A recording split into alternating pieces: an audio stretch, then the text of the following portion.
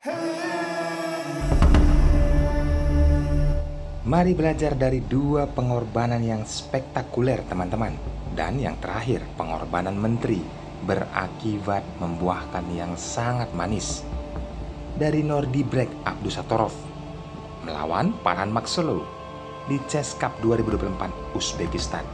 Siapkan konsentrasi tinggi. Bagi kita yang ingin belajar dan mendapatkan ilmunya, video inilah yang paling tepat. Saya akan menganalisis pertandingan sesederhana mungkin. Dan sebelum memulai, jangan lupa like, komentar yang positif, dan subscribe juga channel ini agar tidak ketinggalan videonya. Selamat menyaksikan.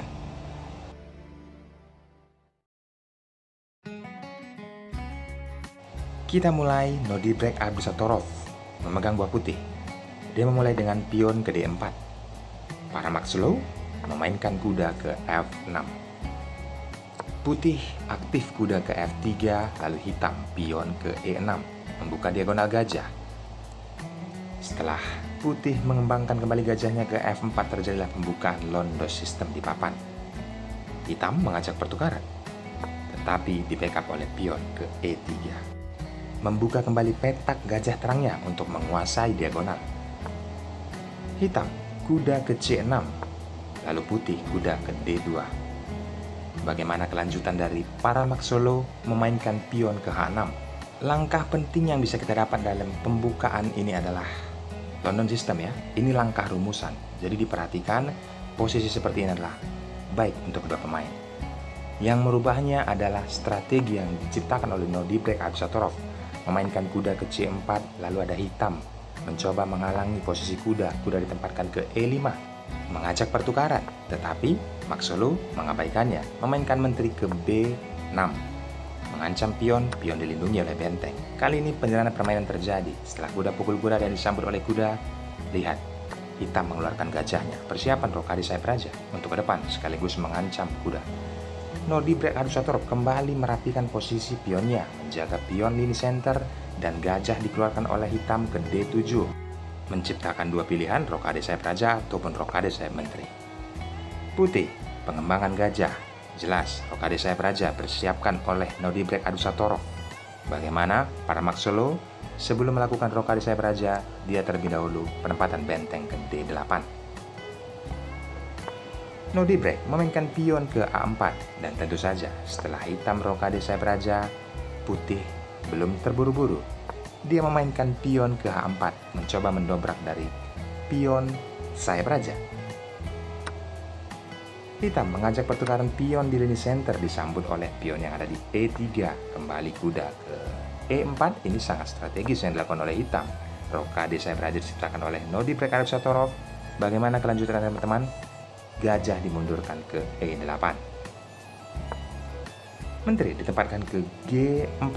Ada ancaman kepada pion H6 ya, karena pion G7 sedang dipin oleh menteri.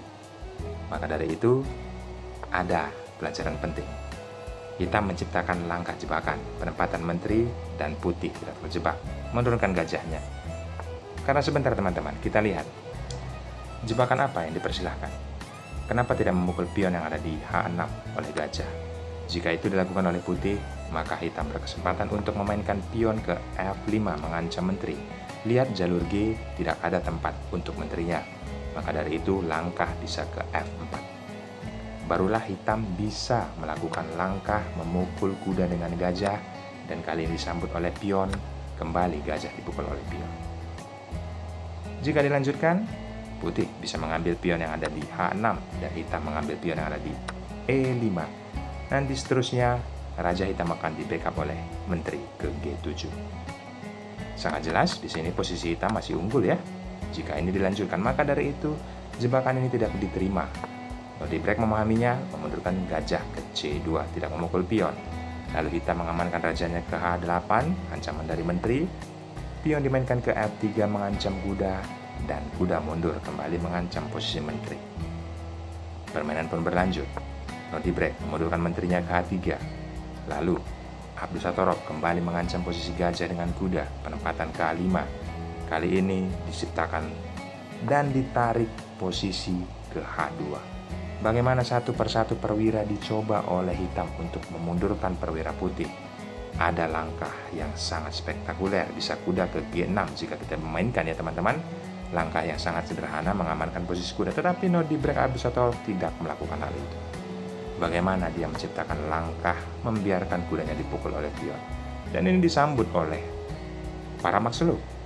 Yes, dia memukul kuda tersebut. Tetapi sebelum kita menjalankan itu ada analisis dari komputer. Sebaiknya langkah tidak memukul dengan kuda ataupun tidak memukul kuda dengan pion, melainkan memainkan pion ke F5. Ini analisis dari komputer. Jika dilanjutkan putih berkesempatan untuk memainkan pion ke G4, mengancam posisi kuda. Yaps, jelas saja di sini pion dipukul oleh pion dan disambut oleh menteri. Bagaimana langkah berikutnya? Bisa penempatan nanti putih ke G6 oleh kudanya. Ada langkah brilian yang bisa dilakukan oleh hitam. Menteri ke E7 menyelamatkan posisi raja, ada gajah ke G6 mengancam posisi kuda, tetapi kuda bisa ditempatkan ke F6 oleh hitam, mengancam posisi menteri putih. Pahami teman-teman, tidak ada hal yang berdampak fatal bagi raja hitam jika dilanjutkan perjalanan permainan setelah gajah memukul posisi gajah. Kali ini memukul pion tempo skak terlebih dahulu dipukul oleh pion. Jika dilanjutkan pun dengan perjalanan permainan, seperti inilah kondisinya. Satu buah pion unggul untuk hitam. Ini hanya analisis yang bisa kita pelajari, analisis dari komputer tentunya. Kita lanjutkan ke partai aslinya. Maxlow tidak memainkan pion ke F5, tetapi memukul kuda tersebut dengan pion. Bagaimana dampak dari ini semua? Nodi Break Abdusatorov kembali memukul pion dengan pion. Tempo mengancam gajah dan gajah pun ditarik ke E7. Selanjutnya, yes, mengambil perwira yang hilang. Kuda tidak ada tempat untuk berlari, maka dari itu hitam memainkan menteri, mencoba menggerogoti pion yang ada di A4. Tetapi Nodi Break memukul benteng dengan benteng dan disambut oleh gajah. Kembali posisi putih memainkan menterinya untuk mengancam posisi gajah. Jelas saja gajah ditarik dan kini ditempatkan ke E7 kembali. Berikutnya, setelah semuanya beres barulah kuda dipukul oleh pion. Permainan berlanjut, pion ke B5 mengancam posisi pion kembali mengajak pertukaran, tetapi putih melakukan benteng ke F1. Ada langkah jebakan karena hitam mengetahuinya, raja ke G8. Coba kita lihat teman-teman, jebakan kecil apa? Jika hitam tidak memainkan raja ke G8, berharap bisa memukul pion terlebih dahulu. Ada langkah ancaman skakmat. Menteri dikorbankan dan gajah memukulnya, ada benteng memukul gajah dan raja hitam tewas. Karena kotak H7 sudah dikuasai oleh gajah yang ada di C2. Sederhana tetapi ini sangat bermanfaat jika kita pelajari untuk bermain catur nanti. Pak Maxlow melihat ini dengan jelas, maka dari itu dia tidak memukul pion tetapi memainkan raja ke G8. Kembali pion mengancam menteri dan menteri juga harus ditarik mundur. Kali ini ditempatkan ke C7, mengamankan posisi rajanya. Ada menteri ancaman skakmat apabila ke H7 oleh putih, maka dari itu pion dimainkan. Yaps, selanjutnya putih kembali manuver menteri ke H3, ada ancaman pada pion E6, dan pion tersebut pun dipukul oleh menteri. Bagaimana kelanjutannya teman-teman? Setelah saling memukul pion, di sini Nodi Break Abdusatorov menciptakan peluang yang sangat spektakuler. Temukan langkah itu. Bagaimana teman-teman? Apakah kalian bisa menciptakan peluang ataupun melangkahkan seperti langkah yang diciptakan oleh Nodi Break Abdusatorov? Mengorbankan menteri. Terlihat ini seperti pengorbanan, tetapi jelas di sini para Maxlow menyerah. Jika dilanjutkan ada dua alternatif yang bisa dilakukan oleh hitam. Memukul menteri tersebut dengan gajah, dan pion memukul gajah tempo skak dan mengancam posisi menteri oleh gajah. Petak hitamnya, raja mundur, pukul saja menterinya dengan gajah. Jika dilanjutkan, unggul satu perwira dan jelas putih akan menang. Sangat mudah untuk menang untuk ke depan. Bagaimana alternatif yang kedua? Jika menteri tidak dipukul oleh gajah, memundurkan raja ke G8, akan skakmat. Menteri ke F8, raja naik ke H7. Yaps, pukul pion dengan pion tempo skak, dipukul kembali oleh gajah, ada benteng ke F7, dan benteng tersebut harus dipukul oleh menteri. Selanjutnya sudah sangat jelas kemenangan untuk putih. Karena dengan posisi seperti ini, raja hanya bisa mundur ke H7, dan kembali gajah pukul gajah, ada ancaman skakmat oleh menteri ke H7 yang tak bisa diselamatkan. ambil pelajaran penting ya teman-teman. Saya sudah menganalisis jalannya pertandingan sesederhana mungkin untuk kalian dapatkan ilmunya saat bermain nanti. Dukung terus channel ini agar terus memberikan video-video unggulan catur dunia yang bermanfaat bagi kalian. Berikan komentar yang positif, karena apa? Setiap ulasan pasti membuat rumit, tetapi menambah ilmu untuk kalian. Bye-bye.